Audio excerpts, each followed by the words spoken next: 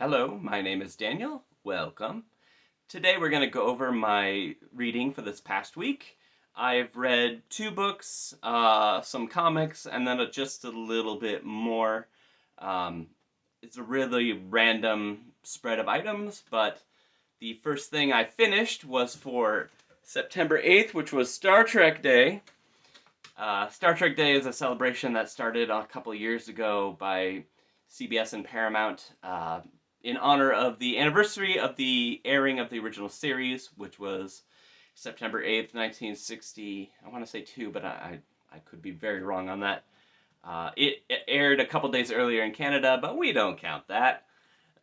So what I read for in celebration was an old Star Trek novel for the original series, part of the old Bantam line. This is Mud's Angels by J.A. Lawrence. This kind of like is like the James Blish novels, where they take episodes and then translate them into short stories within like a volume here, just a slim little thing. Each story is usually about like 35 pages or so. This, I think, is just a little bit better than the stuff that James Blish put out.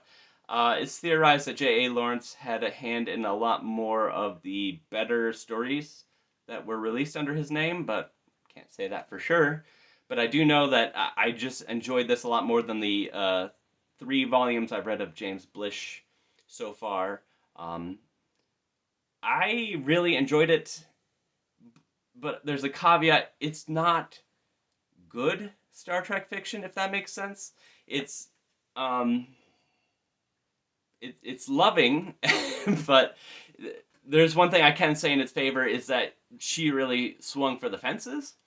That's something I noticed in the first original Star Trek novel, which was Spock Must Die, is that pretty much anything goes in this Wild West days of Star Trek. So, like in that novel, the Klingons are pretty much taken out of the picture by the end by the Organians in a very, very distinct way that makes like any of the rest of Star Trek canon not possible. Uh, this doesn't quite make as many universe shattering changes to the Star Trek canon as that, but like if you don't know, Harry Mudd is a character who appeared in two episodes of the original series and one episode of the animated series. Um, for licensing reasons, this book does not contain the animated series adaptation, but he is a really fun character, a scoundrel, a scallywag, who tries to cheat people and get away with it. He's a very fun character in Star Trek, and all of his episodes are very fun.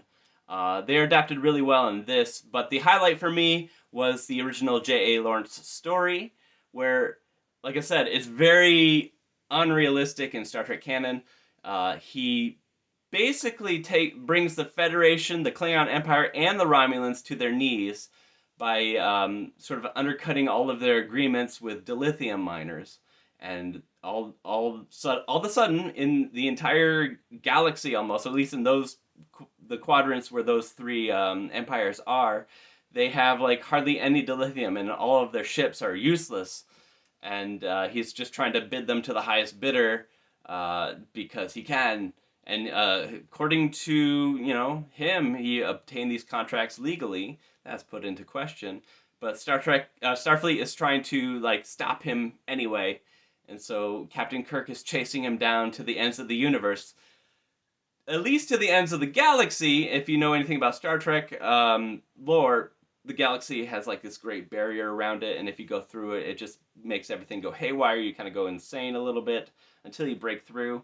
Yes, they break through the galactic barrier, go into another galaxy. That galaxy is somehow destroyed. Like time travel, there's everything in this book, which makes it really fun. Again, I really have a soft spot for fiction in its early years, like fictional worlds or universes where like the canon is not quite there yet. So like in the early days, people didn't know what to do, so they just did any old thing.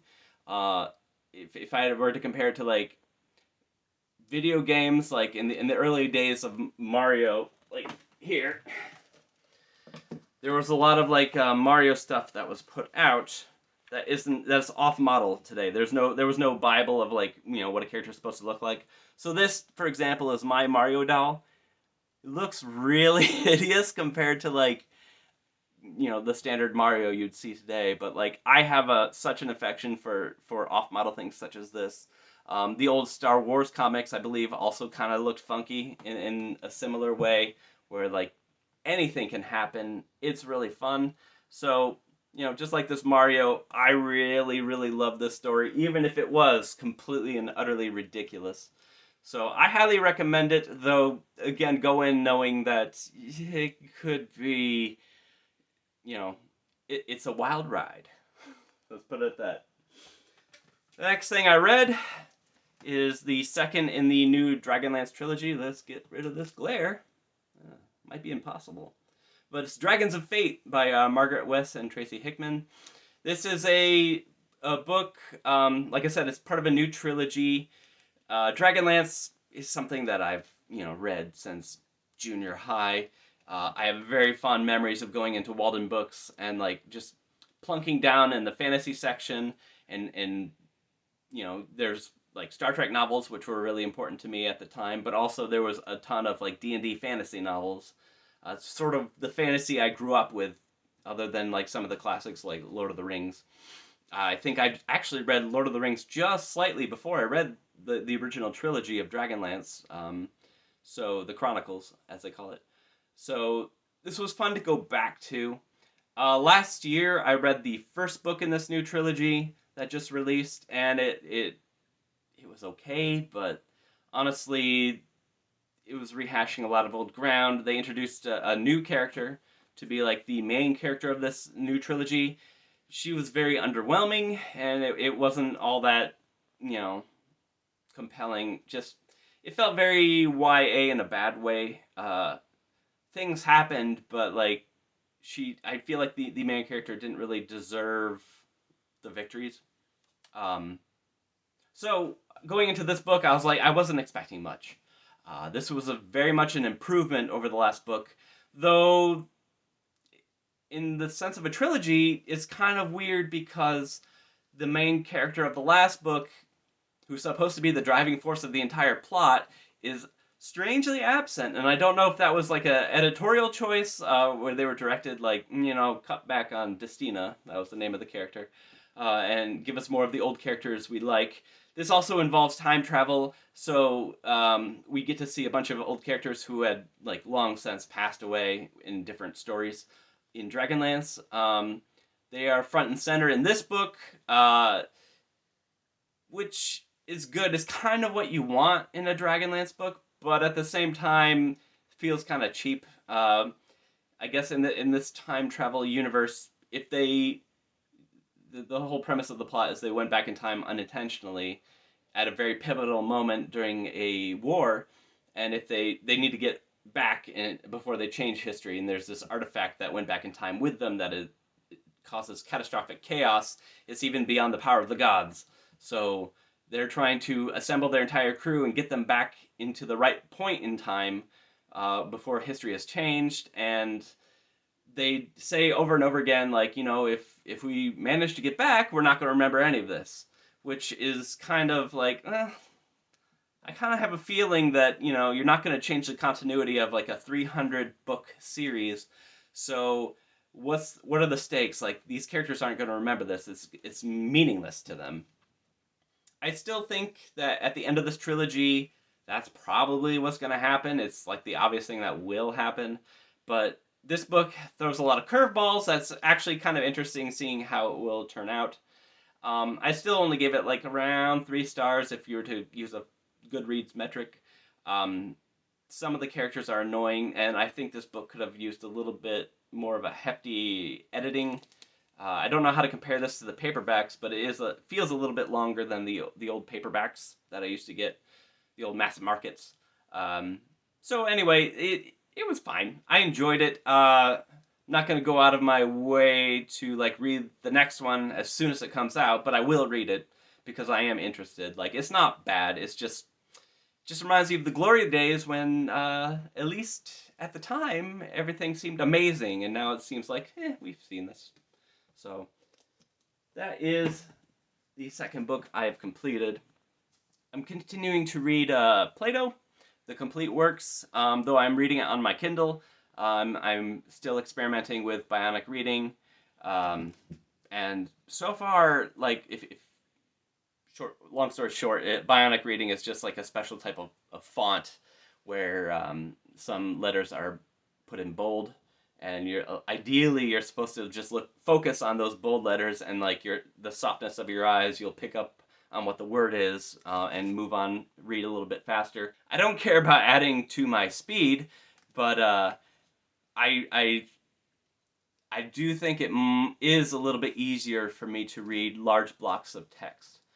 This could just be, Dumbo's feather, and I had it in me the entire time.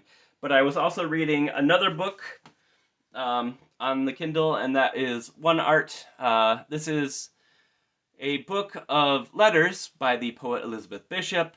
This I was reading starting in May, as part of the Steve Tiberius Donahue, or STD book club. This was I think the May selection, and I've been plugging at it since then. It's like a 700-page book. Give me a break. But it's also like, 700 pages of letters. Like, there's no through line. This is like 40 years of her life. So it's kind of like you're not gonna. It's easy to pick up and put down, let's say. So I'm continuing to work through that. I drop it every once in a while and then come back to it. It is interesting, but I think that's mainly because I am very nosy. I didn't know much about Elizabeth Bishop before starting this, other than reading her poetry. So this is, it's interesting, but like it's not like reading like the letters of Hunter S. Thompson, where I had much more of a connection to it prior to reading the material. It's just me being nosy on this poet's life, essentially. So it's good, but like I still have like ways to go in that. Comics I've read. The only thing I've read as far as comics is Junji Ito's Remina, and this book is weird, but you come to expect that with Junji Ito. But the art is glorious, and that is what I like about it. It is about a planet that has seen that has supposedly come through a wormhole. And scientists saw it in the sky, and he made the discovery of both wormholes and this planet that's moving at faster than light speeds towards Earth, and like planets are disappearing. At first, like, they don't think it's a destructive force, and so he names it after his daughter Remina, and so Remina becomes like an instant celebrity. The art's really good, but this planet's eating other planets and the moon and other things, and it gets closer and closer to Earth.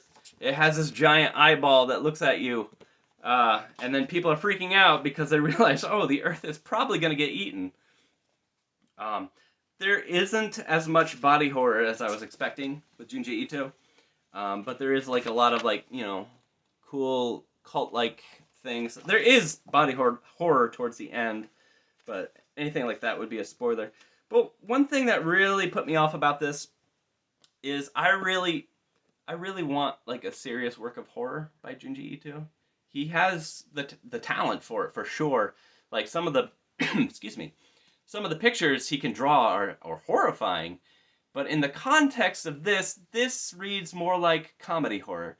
And a lot of his stuff I've read recently kind of falls into that camp. I think it's something he embraced over time. He does seem to have actually a delightful personality in real life, from like the interviews and stuff I've seen.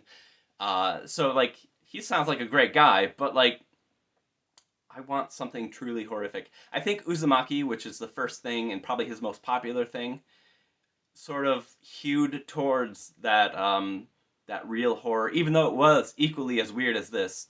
And this is a very weird book. Uzumaki was also weird. It's about a town that was invaded by spirals, and like, you don't really know how that could be horrifying until you see it on the page, and it's like, oh, that is terrifying.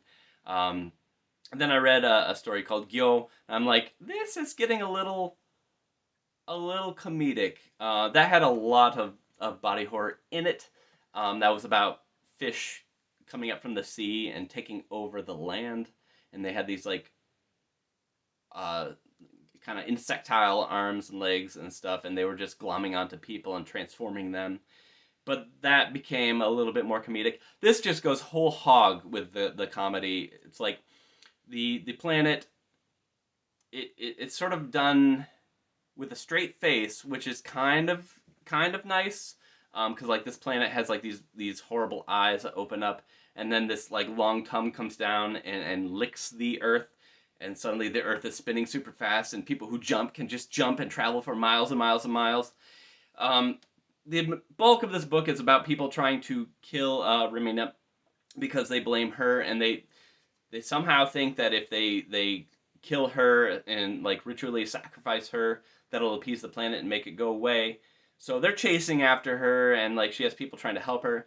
But honestly, what really took me out is that Remina, the character, has no personality whatsoever. Like she just is deadpan most of the time. So you don't care what happens to her. And like all the people who do have personalities are dying left and right, and then you just they get replaced by someone who's just randomly grabbed, like a random homeless man, and then you're supposed to be following him, and he's the one with all the personality and emotions, but he was only there for like a small section of the book, and so you're like, do I really care? And then the people are flying through the air over continents, and then they're somehow landing without just being turned into paste.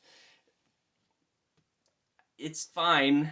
I do I did enjoy it, but like I think that this could have been so much better. Maybe not this concept. This concept is ridiculous on its face. Uh, they at points start like going into science of like how it could things could happen like at what speed, but no, scientifically this makes no sense anyway. So don't even bother. And I think at a certain point he just throws it away and just goes crazy. Um, I just want to see a real, serious horror story from him. Maybe they're out there and I just haven't come across it yet. But this was kind of disappointing. But like the art was amazing.